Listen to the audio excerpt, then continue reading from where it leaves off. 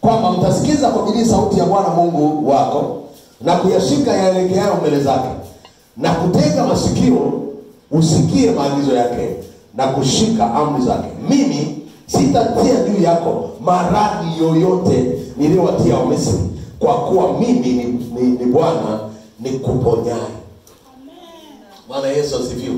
Kwa Mungu anasema unapotia bidii kuyachukua haya maneno ya Mungu, kuyasikiliza kwa bidii hayo maneno ya Mungu, anasema yeye Mungu ataruhusu uponyaji. Anasema sitaruhusu magonjwa yoyote.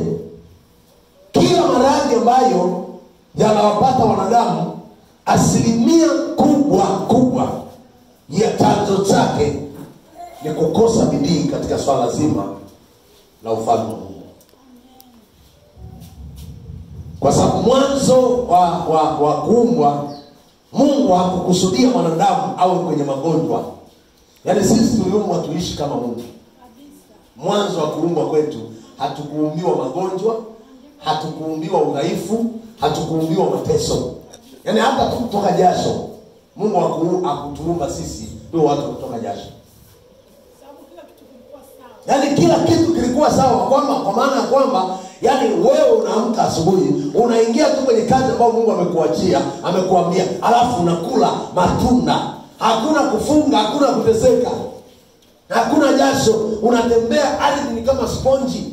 Hakuna mwiba, hakuna mateso, yaani hakuna mti wa kukukwaruza. Nchi yote imekaa ikiwa soft. Lakini watu walipokataa kuyatenda maagizo ya Mungu, Mungu akaruhusu miba. Leo tunavaa maviatu na masoli mazito kwa sababu kuna miba. Ukitembea bila soli utachomwa, utapata magonjwa. Leo tu viumbu tu, mbu kamdude kadogo sana ambao tulionayo leo kama kanisa, turuhusu hili neno lichukue nafasi. Mungu mapenzi yake wewe ucheke, ufurahie, uwe na maisha marefu. Mungu anakusudia. Anaanza kuzaa watoto miaka 100 na kitu. Leo mzee wa miaka 60 hawezi kuzaa watoto 70, hawezi. Uwezo wa kimwili umeisha, nguvu ya mwili imeisha. Akitembea magoti hana nguvu, miguu imeisha, ule ute unaokamata kwenye magoti umefanya nini? Umekauka. Mungu analiangalia neno.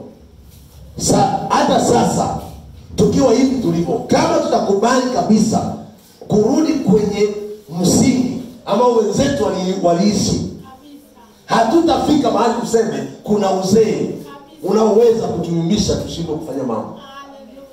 Kwa sababu Mungu analiangalia neno na kulitimiza. Bwana Yesu asifiwe sana. Biblia inasema tutaufikia uzee mwema, tutatembea na kufikia umri mtimilifu. Lakini tukikosa bidii, tukiwa wazembe kwenye swala zima la mambo ya ufalme, na kuambia utashangaa tu miaka 30, 40 tayari umeshaanza kuchoka.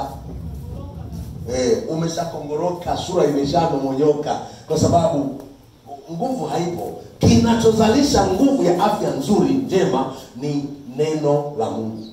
Yaani neno la Mungu limejaa, lina afya, lina virutubisho, lina kila aina ya nutrition za kufanya mwili uwe na nguvu. Kila unapolisoma, kila unapolitafakari, linajaza mafuta, linajaza tiba, linaleta kuhuisha mwili. Leo kuna aina nyingi sana za magonjwa, lakini chanzo chake kikubwa ni watu kuliacha neno. Tiba ya kufanya mtu awe na afya nzuri kila siku ni wewe kulisoma neno. Yaani wewe limeze, kila asubuhi meza, ikifika jioni meza, asubuhi meza. Nataka nikuhakikishie kila siku utakuwa strong. Watu watakuwa wanakushangaa. Hauzeeki kwa sababu Mungu anaruhusu uzima, anaruhusu, kwa sababu Biblia inasema neno hili ni uzima. Maneno haya ni uzima na ni afya mifupani mwenu. Kwa hiyo tunahitaji kuliishi, tunahitaji kulisoma, tunahitaji kulila. Tamani kila siku isipite bila kusoma nini? Neno. Kwa sababu hapa kuna afya. Hapa kuna lishe.